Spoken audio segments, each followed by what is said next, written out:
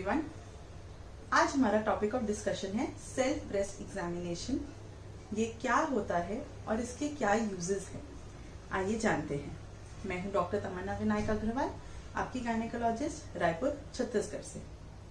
जैसे आपने सुना होगा ब्रेस्ट कैंसर के बारे में, सबसे पहले ये जानते हैं कि किन लोगों को इसका ज्यादा रिस्क है।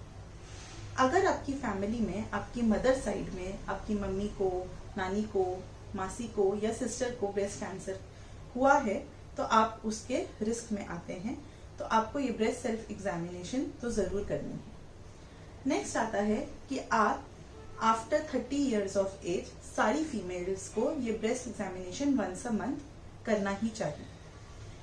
अब ये क्यों करना चाहिए? आप ब्रेस्ट एग्जामिनेशन इसलिए करते हैं ताकि आप कैंसर के जो लक्षण हैं उनको जल्दी ही पहचान लें और डॉक्टर की सलाह लें। तो सबसे पहले आता है कि कैंसर के लक्षण, ब्रेस्ट कैंसर के लक्षण क्या होते हैं। तो अगर आपको एग्जामिनेशन करना है तो सबसे पहले आप उसका एक आइडियल टाइम चुनिए।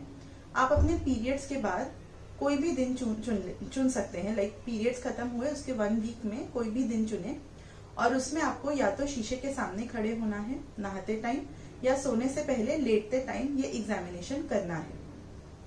अगर आपके पीरियड्स खत्म हो गए, मतलब मेनोपॉजल हैं, तो भी आपको एक फिक्स्ड डेट चूज करनी है हर महीने की जब आपको ये एग्जामिनेशन करना है। आइडियली आपको ये एग्जामिनेशन हर मंथ करना है। अब इस एग्जामिनेशन में आप क्या चेक करते हैं? तो जैसे कि फोटो में दिखाया गया है, आपको अपना अपर पार्ट में ब्रा और अपने क्लोथ्स निकालने हैं, मिरर के सामने खड़े होना है। जब आप अपना राइट ब्रेस्ट एग्जामिन कर रहे हैं तो आपको अपना जो राइट ब्रेस्ट लेफ्ट हैंड है उसको यूज करना है। राइट हैंड को अपने सिर के पीछे लेना है और अच्छे से लेफ्ट हैंड के फिंगर्स पोर्शन से पैल्पेट करना है, मतलब अच्छे से दबा के अपनी ब्रेस्ट को पूरे क्लॉकवाइज डायरेक्शन में, जैसे पूरा क्लॉक चलती है वैसे देखना है कि कहीं आपको कोई गांठ तो नहीं लग रही है। छोटी सी भी गांठ हो सकती है। दबा के देखना है कि कहीं निपल से कोई डिस्चार्ज तो नहीं आ रहा। डिस्चार्ज किसी भी प्रकार का हो सकता है, वाटरी हो सकता है, दूध जैसा हो सकता है, ब्लड जैसा हो सकता है या किसी और कलर का हो सकता है। इसके अलावा आपको देखना है कि कहीं कोई डिम्पल, मतलब कहीं दबाव तो नहीं है, स्किन में कहीं रिंकल्स या कोई खिंचाव या किसी डिफरेंट तो नहीं है वो नॉर्मल स्किन से। तो ये सब साइंस होते हैं जो कैंसर के अर्ली साइंस होते हैं, जिनको आप टाइमली पकड़ सकते हैं और डॉक्टर के पास जाके चेक करवा सकते हैं कि आपको कहीं कैंसर के कोई लक्षण तो नहीं है। तो आपको दोनों ही ब्रेस्ट का एग्जामिनेशन 1 बाय 1 करना है। नेक्स्ट हमारा ये आता है कि हम अगर सपोज हमें कोई गांठ मिलती है या हमें कोई डिस्चार्ज मिलता है तो हमें क्या करना है? हमें घबराना है? नहीं, आपको अपने डॉक्टर के पास जाना है। आपकी सोनोग्राफी करी जाएगी, जिसे हम अल्ट्रासाउंड भी कहते हैं, दोनों ब्रेस्ट का। उसमें देखा जाएगा कि अगर वो गांठ है तो गांठ किस चीज की है, कि वो कैंसर की तो नहीं है। कई डॉक्टर अल्ट्रासाउंड के अंदर एक नीडल डाल के उसका पानी निकाल के जांच के लिए भी भेजते हैं और जिससे पता चलता है वो गांठ किस चीज की है।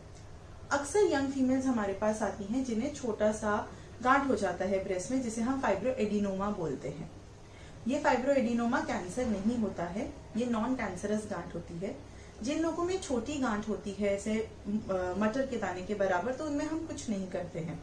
अगर वो गांठ बड़ी हो गई है जिसके कारण आपकी दोनों ब्रेस्ट की साइज अलग लग रही है या आपको पेन हो रहा है या और कोई सिम्टम्स आ रहे हैं, तो डॉक्टर यूजुअली उनको एक चीरा लगा के उनको निकाल देते हैं। तो ये है हमारा सेल्फ ब्रेस्ट एग्जामिनेशन का पार्ट। अब नेक्स्ट ये आता है कि हमें कब तक ये ब्रेस्ट एग्जामिनेशन करनी चाहिए। आइडियली आपको 65 ईयर्स तक अपना सेल्फ ब्रेस्ट एग्जामिनेशन करना चाहिए और इसके अलावा अगर आप हाई रिस्क में आते हैं तो आप लाइफ लॉन्ग उसको कंटिन्यू कर सकते हैं। कई लोग ये भी पूछते हैं कि मैम मैमोग्राफी कराना चाहिए क्या हर साल? तो हर साल तो नहीं कह सकते, लेकिन अगर आप हाई रिस्क में हैं तो आप हर साल 1 ईयर मैमोग्राफी कराइए और अगर आप लो रिस्क में आते हैं तो एटलीस्ट आप सेल्फ ब्रेस्ट एग्जामिनेशन करिए और 3 इयर्स में एक बार मैमोग्राफी कराइए और उसके अलावा आपको कुछ तकलीफ होती है तो अपने डॉक्टर को कंसल्ट करिए। तो सेल्फ ब्रेस्ट एग्जामिनेशन एक स्क्रीनिंग टेस्ट है जो पेशेंट खुद अपने ऊपर कर सकता है और ब्रेस्ट कैंसर से बच सकता है। तो अगर आपको ये वीडियो पसंद आई तो आप इसको सर्कुलेट करिए ताकि सब लोगों को इसका आइडिया लग सके, सब इसका फायदा उठा सके। Thank you.